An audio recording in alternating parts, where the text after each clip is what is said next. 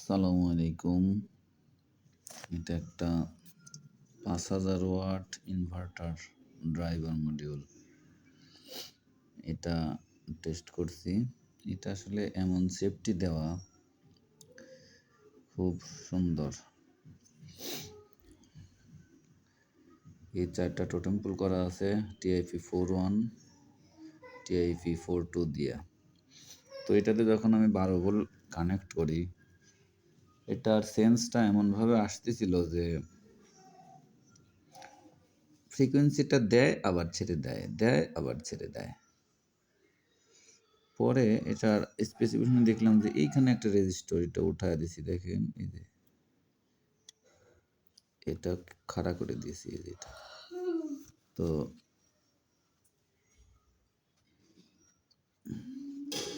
এই রেজিস্টরটা লেখাই আছে যে এটা অটোমেটিক শাটডাউন করবে, অটোমেটিক সেফটিতে নিয়ে নেবে। আর যদি অটোমেটিক শাটডাউন না করতে চাই তাহলে রেজিস্টরটা উঠায় দিতে হবে।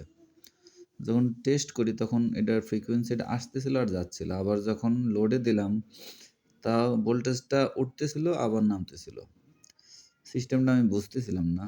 পরে এই রেজিস্টরটার এক মাথা উঠায় দিলাম। উঠায় দেওয়ার পরে সে কাজ করা শুরু করলো আর কি। পরে ফ্রিকোয়েন্সিটা দিল খুব ভালো। ৫,০০০ ওয়াট লোড নেওয়া যাবে এটা। এটা যদি কেউ, এটা দারাজ থেকে নিছি, এটা অনেক দাম পড়ছে আর কি, ১২০০ টাকা পড়ছে। এটা দিয়েই তৈরি করতে চাচ্ছি, দেখা যাক। অনেক সুন্দর একটা প্রচুর লোড নেবে, এটা দিয়ে আমি আমার এটা তৈরি করে ফেলবো। তো আমি এই রেজিস্টরটা উঠায় দিয়েছি। এটা আমি আলাদা সেফটি তৈরি করবো আর কি। শর্ট সার্কিট এবং ওভারলোড প্রোটেকশন আমি আলাদাভাবে দেব, দিয়ে তখন এটাই করবো আর কি। এটাতে খুব ভালো কাজ করে।